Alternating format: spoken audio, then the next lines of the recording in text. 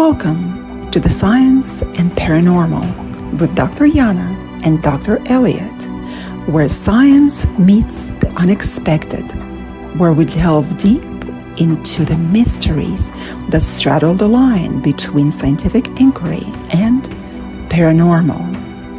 Get ready for a mind-altering journey as we embark on this phenomenal discovery together on United Public Radio Network 107.7 FM.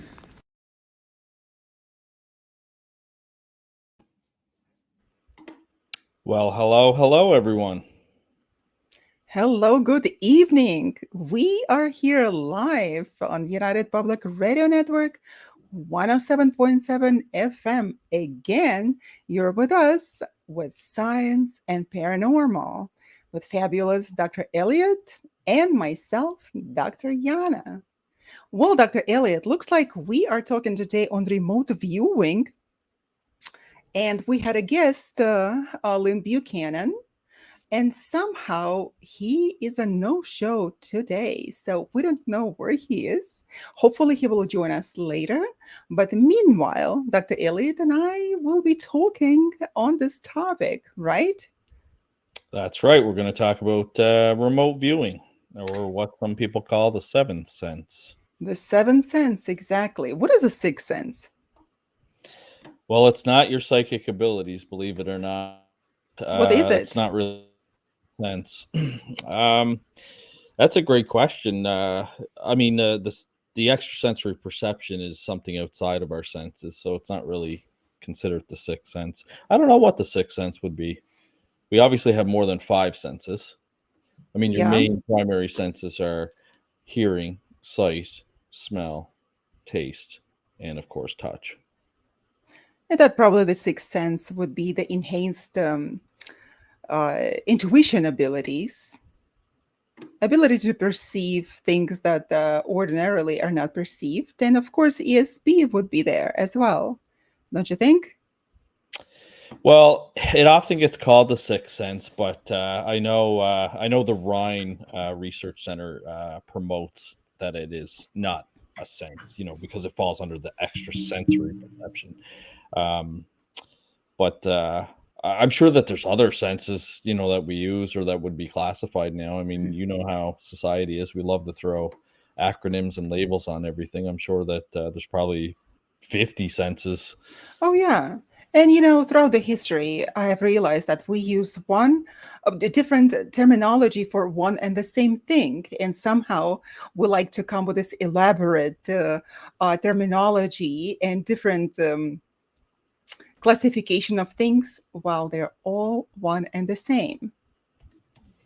For example, I noticed that hypnosis, of course, hypnosis at one time was pretty popular. And then all of a sudden, for the past decade or so, there's been a shift in perception of hypnosis. And there was, and still is, some negative connotation to it, negative perception.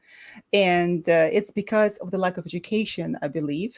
However, people are more comfortable with meditation. Looks like meditation is less threatening. So when people talk about meditation or hypnosis, which is called meditation techniques, right? One of them.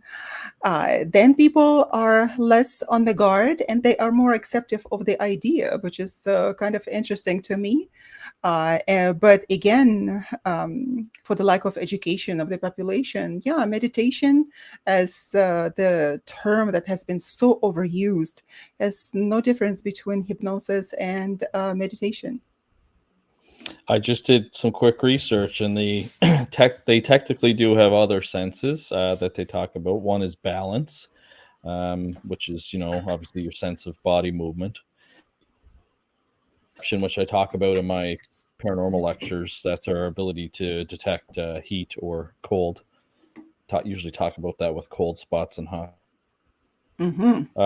And they also have kinesthesia, which is the sense of the relative position of body parts and strength of effort employed in movement. So certainly there are a lot more senses out there than the typical five. Yes, and I believe that we historically, evolutionary, had more senses than we have now, and unfortunately, we lost them.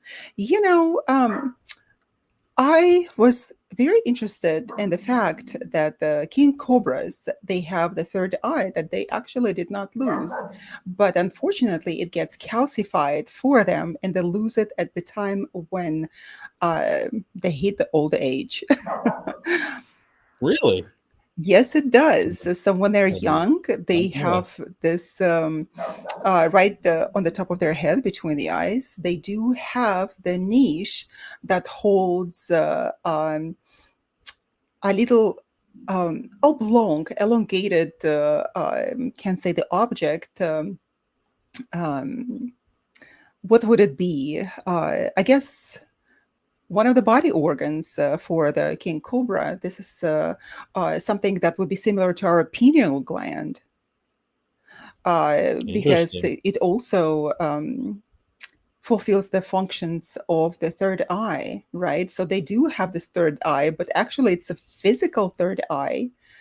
I don't quite know how they use it because they still have it and they have not lost it while they are young. But I know that it is an absolutely a very expensive treasure for people who can find that third eye that the snake sheds when it gets old. So evidently, it possesses some metaphysical qualities. However, it is my understanding that by itself, it probably wouldn't, but for people, it has a very dear meaning. So that is why it is sold for multiple thousands of dollars. And of course, that now we have a lot of fake snake eyes for the third eye. But it is an interesting thing. So if we used our pineal gland more, the third eye, we would be able to perceive more than we are able to perceive now. So this is unfortunate. While with the remote viewing as a practice associated with the paranormal, which is our topic, eternal topic that involves attempting to gather information about the distant or unseen target using extrasensory perception as ESP or anomalous cognition. So, practitioners claim to be able to mentally see or describe details about a location, object, or person that is not accessible to them through normal sensory channels. So, if we look at that, then where do we get this information and which antenna do we use in order to get to the place to retrieve that information? This is very interesting. It is very interesting. Yeah, and like you said, it's usually done through our extrasensory perception, and we just did actually in our parapsychology class. You were the target. We did a remote viewing experiment, and we kind of had some mixed results. I think two people had thought you were outside, and but when we looked at it, we did find some similarities. So there was one gentleman that in the course that thought you were outside and you were laying on a blanket on the beach, and he saw your dog. And actually, like when he drew the dog, I don't know if you remember seeing his sketch, but it kind of looked like your white dog, like your poodle. That's similar to mine, and I kind of had the outside of your building.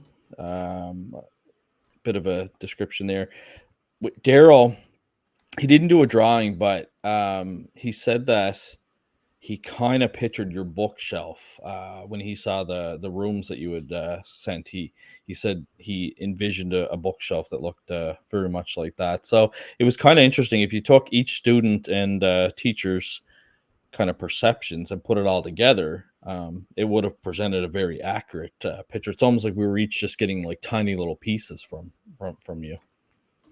That's interesting. However, there was a commonality, yes, between the reports of students, uh, and a lot of them said that was at the beach, Yeah, yeah. which I wasn't. There was a couple that said you were at the beach. Yeah, and I remember them talking about it in class with Daryl and I. They said it could have been because we did tell them like the location is San Diego because we needed them to hone in on, somewhere. I didn't give specific coordinates or anything like that. So they said maybe because they were thinking California, they were thinking beach. Yeah, I think so. I think so. And of course, since I was a target, a lot of the people were able to access my information, where I live, and my abode, and the address, of course, and being just living only 7 minutes from the beach, I guess. Like, where could I be? Yeah, that's true. Yeah. Yeah. Where could I be? Yeah. So this is very interesting. However, I must say that you and your perception was the most precise one when you were able to view the building from the outside, because you did not know where I lived. You did not know that I did not live just in the house. I live in the townhomes adjacent to each other, which we do have pathways and bushes just exactly like you described. And that was most fascinating to me, because when you got inside, you weren't as precise. And that made me think, and I remember that I shared that with you, which should bring us to the discussion on why there were quite a lot of similarities between other reports right on the inside. But that morning, I had an unpleasant encounter, and I realized that I was psychically exposed, and I had to close myself up because the person that I encountered was not a particularly clean, psychically clean person. And I closed myself up. I close myself up just like the way that I know how to do it. I should probably do it every morning, but then dealing with people, I'm not able to exchange energies. And of course, that the energy is the leading factor in helping people and in healing process. And I didn't have anyone, any customers, any clients at the time. So I decided that that would be a good idea just to close up. And the interesting thing is that uh, not only I close myself up, I close the place where I live. Yeah, actually, it was interesting, and I can't remember if I told you this, but when we did the debriefing class with the students, there was one gentleman that had participated in a remote viewing exercise before, and he actually said that he had a really difficult time trying to tune into you, and he felt like he was having some sort of mental block. He said, and I knew the information that you had told me, Mm. so I thought that was really interesting. Um, because he said he has had like some better successes on other things, but with you, he felt like there was like a mental block there. So that was really interesting. The concept of remote viewing has been traced back to ancient times. They used to kind of practice it during the scrying and divination periods, but where it became really popular was in the 1970s when the U.S. government started to fund remote viewing research, and they had a couple of special projects. One of them, which is very popularly known, still a lot of the documents are classified, but they have admitted to it, which is Project Stargate. But still, a lot of the documents are still sealed and not released, which is interesting. Having worked for the government, I mean, there's only certain reasons why you keep information classified. It's that it's got information on, other foreign agencies that you don't want them to know about. It's got confidential informant information in there, or agents that are in the field, or government employees that are in the field that there could be jeopardized. So yeah, it's really interesting. Even though their official kind of explanation for it was that it wasn't really that successful, is what they came out and said. Yeah, yeah, this is very interesting that they say it wasn't that successful, Yet everything's because still classified. yeah, it started, yes, in 1970s. United States believed that the Soviet Union was spending 60 million rubles annually, and at that time, ruble was equal to $1 on a cent, they were spending that on psychotronic research. And in response to claims that the Soviet program had produced results, the CIA initiated funding for a new program known as SCANAID, Scan by Coordinate, which of course, like later was called the Stargate Project. Well, then the remote viewing began in 1972 in Stanford Research Institute in Menlo Park, California. So the proponents Russell Targ and Harold Putnam of the research said that the minimum accuracy rate was 65%, required by the clients was often exceeded in the later experiments. But it's very sad that then later on it was deemed as ineffective, and then it was declassified. Because later on, consider that, just think about it, in 1995, so the program lasted for 23 years.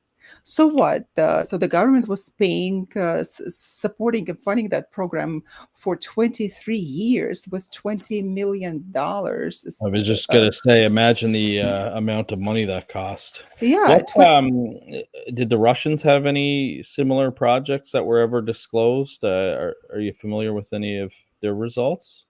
Well, the Russians were working on that, and the interesting thing is that there were few people that were even televised, and their abilities were televised. But then, at the end, there was some controversy that the results that were shown they were actually fabricated.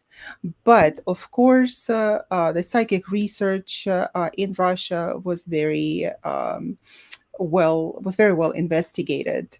But my belief that, and of course, how do we do things here? Is that we have to create a base that something is happening someplace else and to justify our actions here. So that's exactly, it is my understanding. And of course, that I'm not saying that there was no similar program in Russia, in Soviet Union at the time. However, we didn't do anything of that before, and we decided that we definitely need to start researching that as well. So unfortunately, it wasn't working as they said.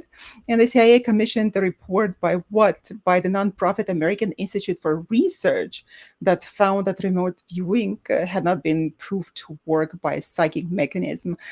But my question is that for 23 years that it's been funded and supported, right? And all of a sudden, it was stopped and declassified, and all the information came out to the general public. So it must have been something there, right, that they were able to use during the 23 years for it to last that long. What do you think? Well, you don't study a phenomena for that amount of time, and like you said, that probably that amount of money, and we probably don't even know the half of what they spent. Um, if you weren't having some success, I mean, the reason that they wanted to do this was to gather information about distant or hidden targets, especially military installations and enemy activities. And you got to remember as well, this is during the Cold War period. Um, so I'm sure that they probably did have some success. I know that Russell Targ, like you mentioned before, is kind of one of the leading experts on remote viewing, and you just talked about their stat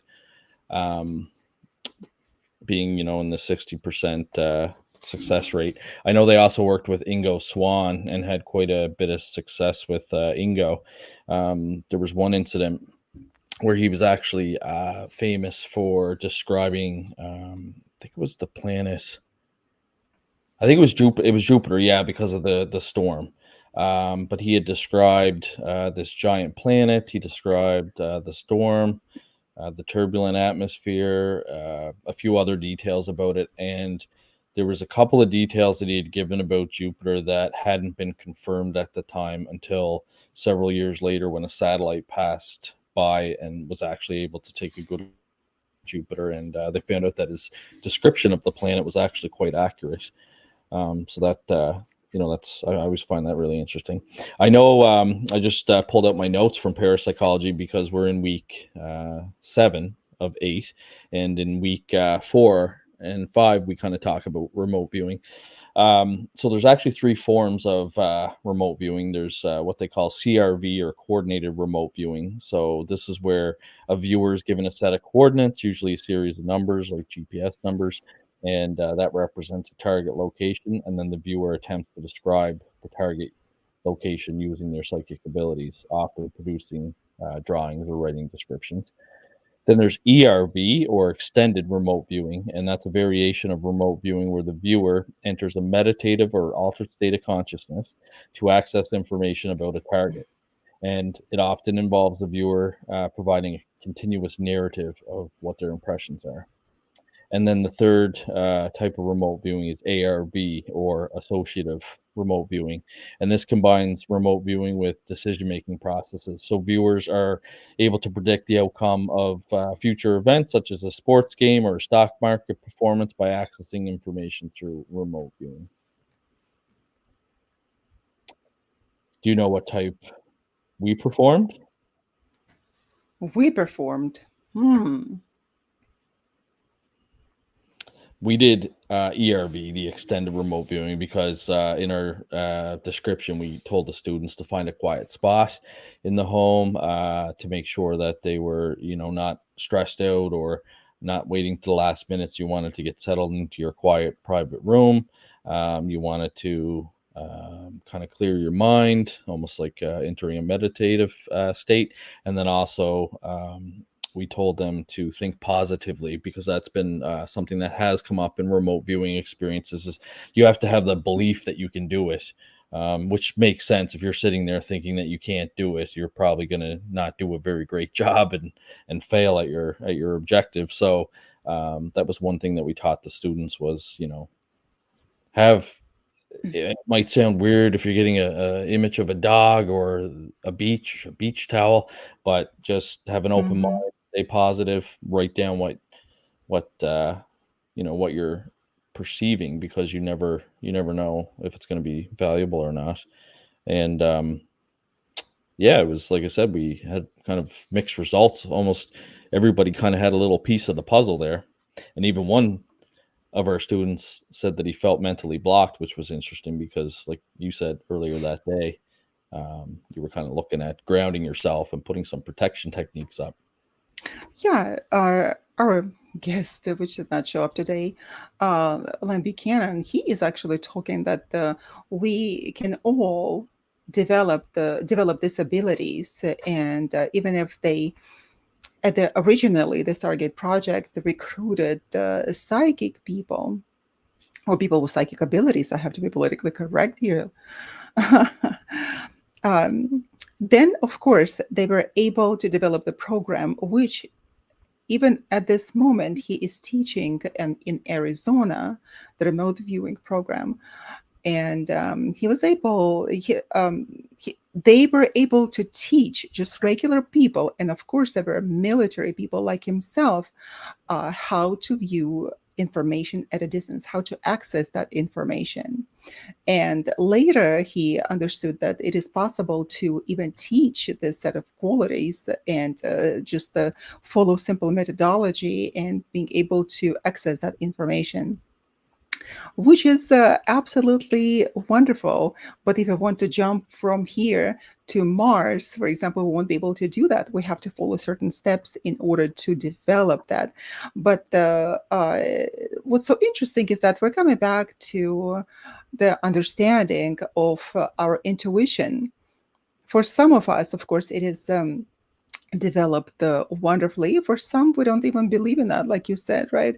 You have to be able to believe that you have it, because people who are able to exercise their intuition find it easier to live, because they find answer to their questions ahead of time. So they have the precognition moments. So with the student of yours that encountered that block, could be in fact the moment of true remote viewing, because like I mentioned to you, with the nature of my work, I cannot be widely open to people, to any sorts of energies. I have to be able to protect myself, and if we believe that we live in a world that is just a purely physical world, an intellectual world, we're mistaken. And a lot of people, even during the Cold War era, when they were doing research in that area, people actually from the military, like the representative Charles Rose, the chairman of the Intelligence and Oversight Subcommittee, said some of the intelligence officers that were involved in remote viewing, they knew that remote viewing works, but the research was blocked, interestingly enough, Hmm. because they claimed that it is not as good as the satellite photography. Well, of course it is not, right? Yeah. Because that's a photography and you're Yeah. Of drawing. course. But he said that, of course, that would be much cheaper to use this methodology rather than just the satellite photography. And he said, if the Russians have it and we don't, we are in a serious trouble. And interestingly enough, that there were a lot of other highly ranking military officers that not just believed that in remote viewing, they knew that it worked. And how do you know that it works? You have evidence, and with evidence you are able to understand. And like, of course, like for the military, imagine military is not um, the study of philosophy, right? They're not philosophers. They're not sitting in their chairs or walking around and philosophizing about, hypothesizing about things, right? They are interested in end result, which, okay, we need to find a target. And they did. They found one of the targets of the lost, I believe, Russian spy airplane, which they were able to find by remote viewing. And these declassified documents are a proof of that. But of course, um, since it was declassified and the program ended, how much of that actually worked? So we don't know that.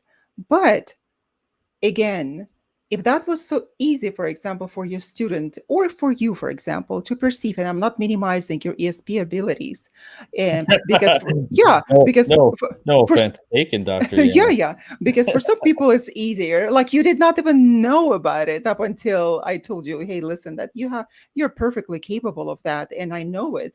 And then you started to believe, saying that, oh yeah, maybe I do, right? Yes, you do, but we don't believe in that. We don't understand.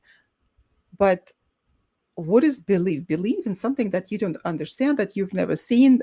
You're told to believe, and you believe in that, right? But if you Mhm. see the confirmation, like you did several times, of your ESP Right. abilities, then you know that it works. So the word would be to know instead of to believe, don't you think?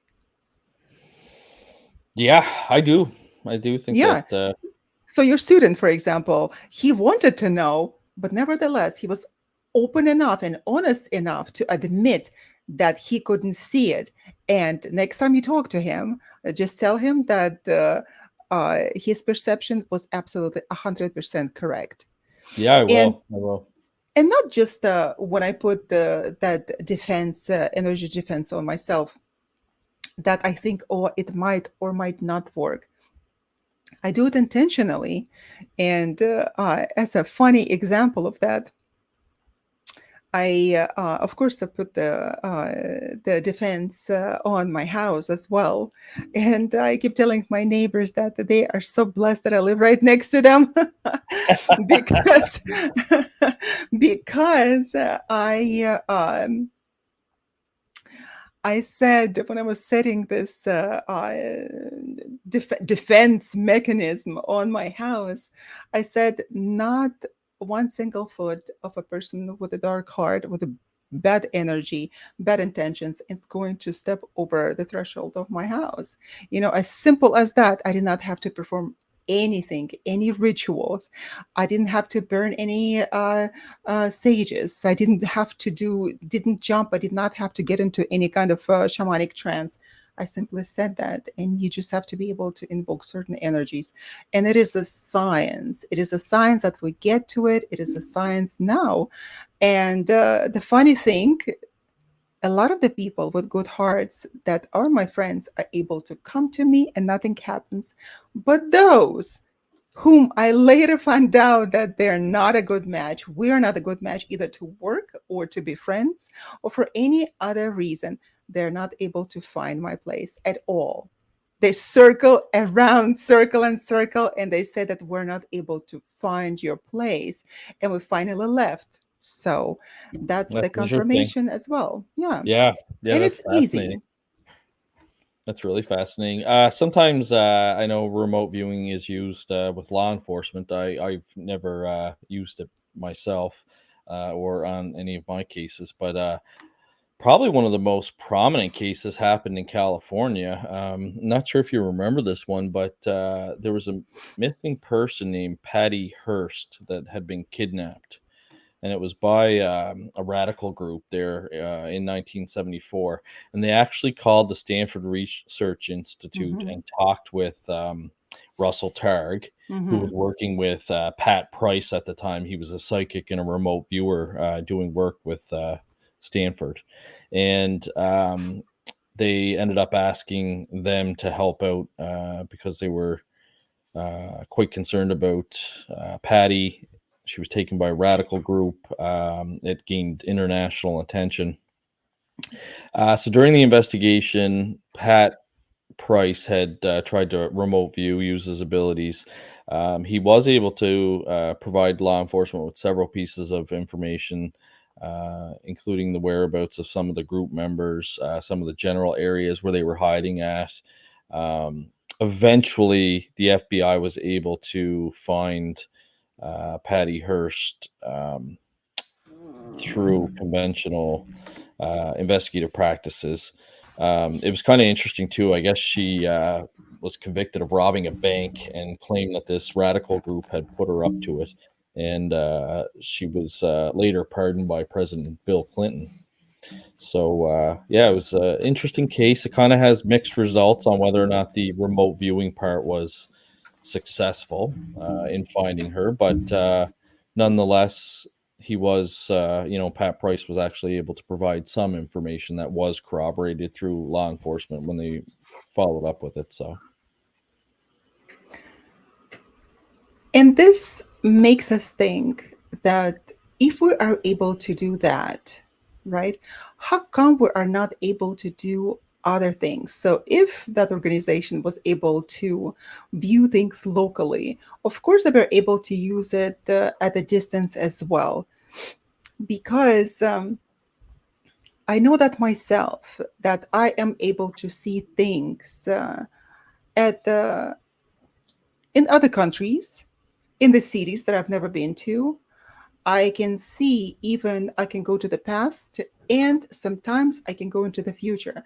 But I don't normally go into the future for to see my own events in my own life. But when my clients are asking me to look it up, how it is going to be for them, when in fact what they do it themselves. I tell them how to do it, and they are able to look into the future.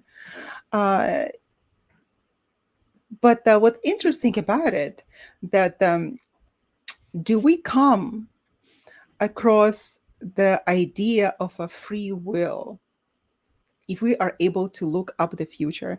Because with the remote viewing, it is not only the present events, it's also the past events and the future events, because the research was done in Russia, and that was done in the 90s, with the transference of information from one place to another at high distances. And people on the receiving end were able to receive the information a few hours ahead than when it was transferred. That really puzzled the Russian scientists, and they did not know how to take it. And they realized that in the north, uh, the time flows differently.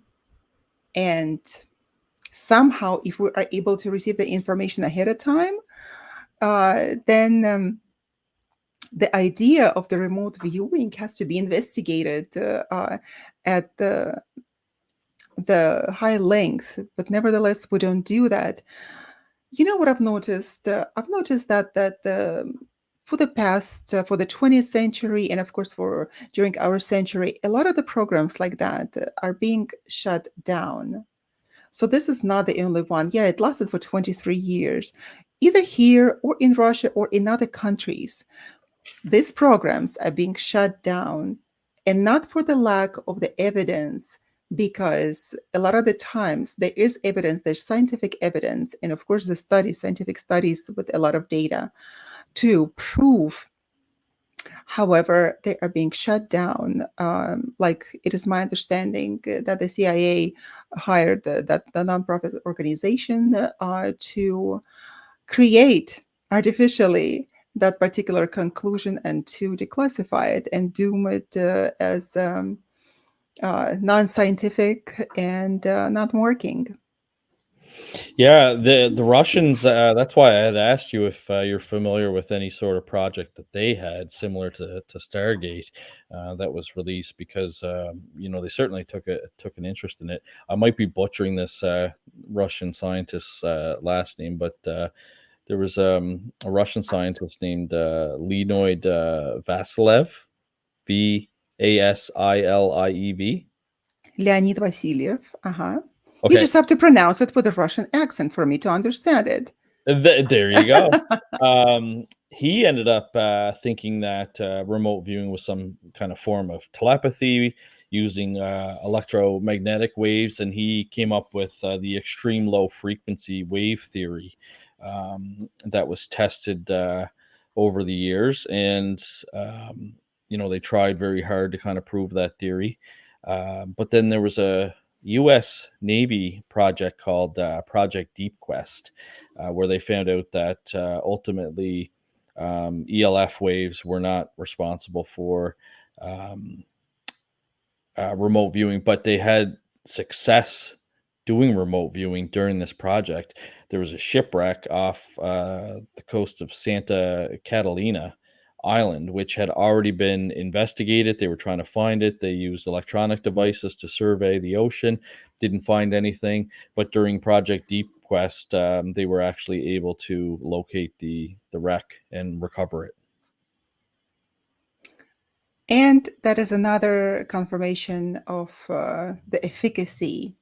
And of course, that there is a human factor as well, how well we are able to look into the uh, objects and places and events. And of course, the picture, the people who do remote viewing, they don't say that, oh, it is just like being able to view the information in reality with the open eyes. It is not. It is obscure, of course.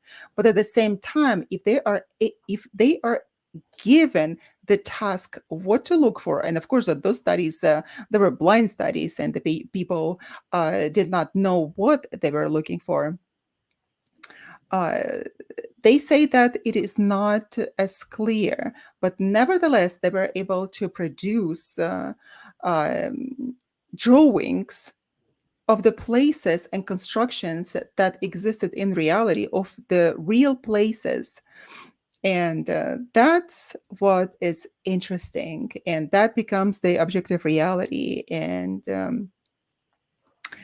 I don't understand why we don't continue this research. I believe that with applying perhaps frequencies, right, and the sound frequencies, we will be able to perceive more or affect the pineal gland to the extent that we're able to perceive more information, right, or able to access more information. Because I do, like I told you, I do research on myself. Anything that I can find, I investigate it on myself. I'm my own guinea pig. And if we look at the ancient civilizations, they would always have some sort of musical instruments and attributed to goddesses. And then the humans, the mortal humans, were using that in order to access those higher planes to get this information.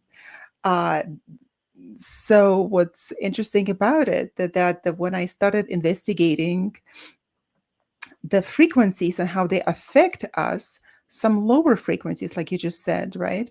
With the Russian research, some lower frequencies, they do affect me really badly.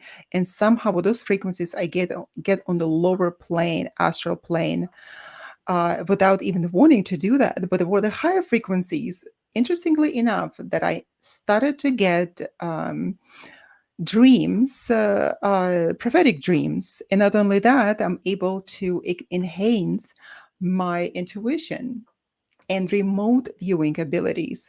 So we can still, there is a huge field that we have not investigated, and perhaps would be a good idea to continue. But then again, if the government is not interested, where are we going to get money to do that? That's very true. And I mean, I'm not surprised. Most parapsychological laboratories have dried up, across the world, really. You still got the Rhine Research Center, which is a private nonprofit organization in North Carolina, and of course, you've got the Kessler Parapsychological Unit over in Scotland. But for the most part, like I was just looking for a laboratory here in Canada, a parapsychological laboratory here in Canada, and we have laboratories, but we don't have parapsychological laboratories. And speaking of parapsychological laboratories, we'll get into that here in a second. But right now, you're listening to Science and the Paranormal.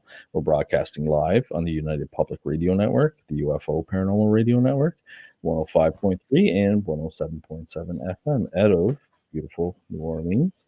And you can also find us on Roku TV. But speaking of laboratories, the PAIR laboratory, for anyone that has heard of that, it's the Princeton Engineering Anomalous research. Mm-hmm. Research. They actually published over many, many years, they published papers where they found that remote viewing was significant, and it didn't matter what method was used, they had successes. So there's lots of, I think, evidence out there that it works. I think it's the same thing as any other psychic ability. I think that some people are better at it than others. Some people have developed how to do it better than others, but it would certainly have a lot of advantages. Like in law enforcement, it could have advantages to finding missing people or possibly items involved in crimes. We talked about it with anthropologists using it for sites. A lot of times, historical anthropological sites are discovered by accident. In fact, here in Nova Scotia, a couple of years ago, they're expanding one of our highways. They came across a 100-year-old home that was built completely out of stone. And of course, they stopped and they called the universities and they taped off the area, and they're actually going to save it. But again, discovered by accident. So if you're an anthropologist and you're having difficulty trying to find a site or trying to find an item, Mm-hmm. it's might cost you a tiny little bit of money. If you had to pay, a fee or some travel for the remote viewer to actually come there, but a lot of it can be done through distance. We know that ESP has no distant limitations. You even mentioned that earlier tonight in the show about Even the distance time not being limitations. Mm-hmm. yeah, so they could do it remotely. All you're doing is maybe wasting some time if it doesn't work out properly, so it's kind of interesting. I mean, who knows, maybe there are some black government projects still using remote viewers, but I don't Well, we know. have, of course, that we had in the past, McCultra, the CIA project, right? The covert CIA program that aimed at developing techniques for mind control, which included exploring various forms of behavioral modification and psychological manipulation, right? They used drugs such as LSD, hypnosis, sensory deprivation, isolation, and other techniques. So, of course, that was in the past. But there was also the project called Sunstreak, DIA. It was another US Defense Intelligence Agency project focused on remote viewing, similar to Stargate, Hmm. and it involved the collection of intelligence information through paranormal means, primarily remote viewing again, and it was which was later merged to the Stargate project. And the one that I'm remembering is called the project Grill Flame. Have you heard of that? No, I haven't actually. Yeah, it was conducted by the U.S. Army Intelligence and Security Command. I hope I'm gonna still be here tomorrow, and no one's gonna come after me for talking about it. In conjunction with the Defense Intelligence Agency, they did that, which was focused on exploring remote viewing and other psychic phenomena for intelligence gathering purposes. So essentially, we had sleeper agents, and unfortunately, our sleeper spy did not come to us today. Hopefully, he will in the future. But meanwhile, you and I, as good as practitioners of remote viewing, we can also have great insight into that. He would talk to us, of course, on his own experiences in the military program, and writing that book, The Seventh Sense, is just a confirmation that it actually worked, that he was able to see what ordinarily we wouldn't be able to see. Yeah, Um, it's interesting you mentioned MK Ultra because I remember reading a newspaper many years ago now, but there was a lawsuit up here in Canada because, believe it or not, the Canadian government had allowed the U.S. government to experiment on mhm. some of our citizens from Yeah, it the was experiments bad. were done Mhm. in Montreal, Quebec, at the That's McGill right. University, and Mhm. there was a lawsuit launched the Canadian government because, like you said, they were using LSD. They were doing different mind control techniques. Some people that had relatively mild psychological issues ended up developing very severe mental and physical impairments because They were of. completely impaired, right? They Oh yeah, developed disability. Mhm. yeah. They had trauma, amnesia, severe psychological damage. It's a very interesting concept when you look at, and it's not the first project that's been done, but when the government, your own government, looks at experimenting on you, um, it's almost like you're getting ready to sit down and watch like a wild movie. It's hard to believe that it happens, but it does happen. Except that you're a participant in that movie, and it's better not to ever get into the altercation with the government. Of course, I remember that I was working on the dissertation, and I was writing such an innocuous, seemingly innocuous topic on perception of deception through the body language. And of course, me, myself, and we chose a population, which is Middle Eastern population, how to perceive deception based on that, because I'm from there, and I was doing my research on it, and I found another person who was doing the research on the similar topic, and he did it extensively. And I tried to contact him, but all my attempts were unsuccessful because he was doing that research and he was publishing that. And of course, as a scientist, he would publish that. However, the government came to him and said, "Hey, you cannot publish that," which I believe that he probably should have agreed to that. And this kind of research cannot really be public. It is scientific research, but nevertheless, it can threaten the security of your country. So I believe that he probably should have stopped it, but he refused. And three times that he refused, there was no fourth time. There was no fourth time. So I couldn't find him just because he was obliterated from the face of Earth. So is difficult. I would never want to be the part of any government project. So, but we No. have now the Institute of Noetic Sciences, right? That was founded by the astronaut Edgar Mitchell, and which conducts research on human consciousness and extended human capacities. Right? We have the Global Consciousness Project. I think you just mentioned it, right? Not tonight, but Oh, yeah, the Global Consciousness Project kind of looks at hmm, international incidents that occur, and they kind of monitor our consciousness from all over the world, on a global scale when there's mass events that happen.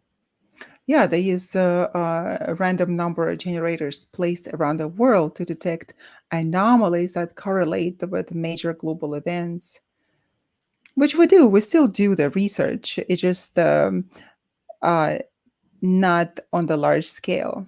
No, no, certainly it's hard to get funding, for parapsychology and anything to do with parapsychology, just because we still come under a lot of criticism. They talk about our methodology being flawed, and the way that we do our statistics, that it's flawed. But I always say, actually, parapsychology laboratory work is actually pretty solid, because we face so much skepticism and criticism, that they've developed their methods over and over again. And I know, when Daryl Bem came out with his paper that ESP is real, that really shook the scientific community. But Bem's experiment, because he actually told people, here's a package, you can try and replicate it if you want. Um, and he was very like open about having it examined by his peers, which is a great sign, you know. And he had significant results. So for anyone listening that isn't sure what Bem's experiment was, he had basically random event generator, a computer that would put up images, and every once in a while it would put up kind of an erotic image. And eventually, after a few trials, Interesting. Mhm. individuals were able to actually tell when the erotic image was going to pop up. Um, I believe that females actually had a stronger hit on it than males did.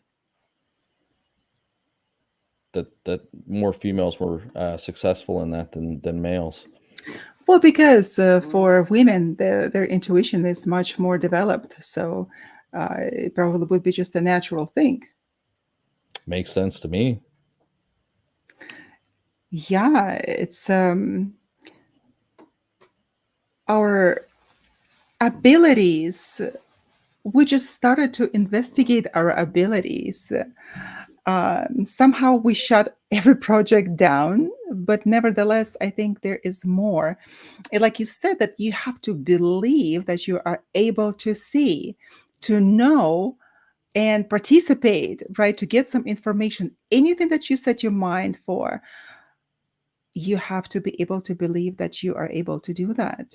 Mm, When we say, oh, I'm going to try, I would warn every single person who says, I'm going to try, or just suggest that other people try to do something, to eliminate that word completely, because it's either you do it or you don't. There's no such thing as trying.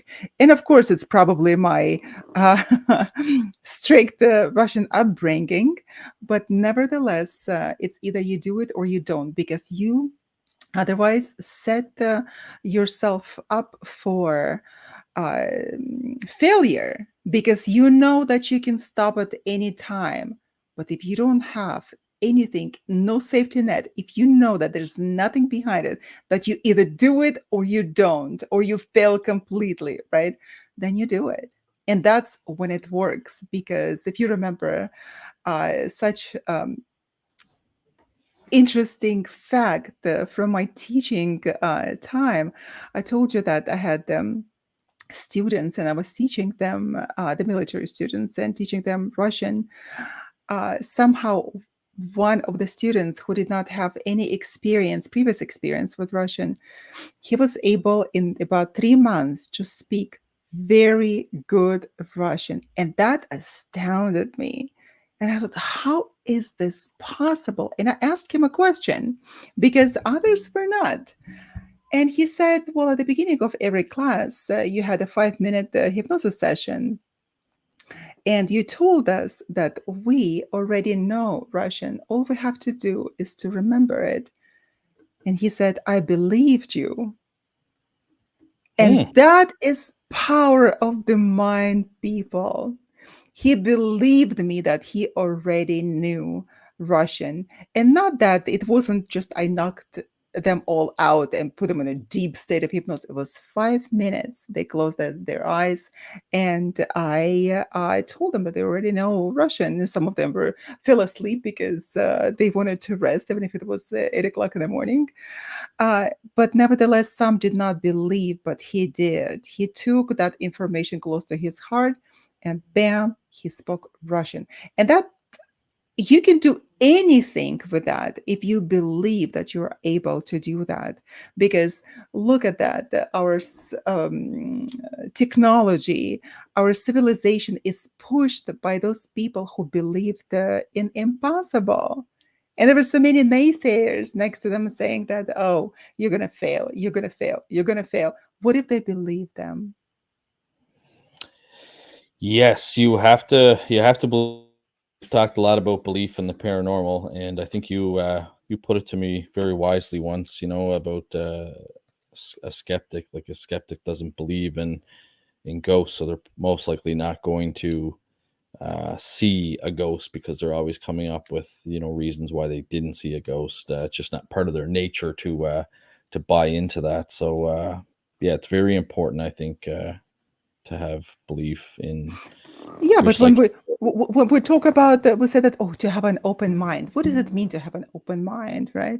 This is one of the things, not to exclude that, right? No, Yeah, for sure, for for sure. sure. Конечно, точно, точно, Dr. Elliot, точно. We have a couple of announcement, folks, there just before we let you go for the evening. Dr. Yana is going to be teaching an applied therapeutic hypnosis course this summer at our Parapsychological Education Center. It runs from July 2nd to August 20th. And it's 349 Canadian. You can find more information about that at ppri.net.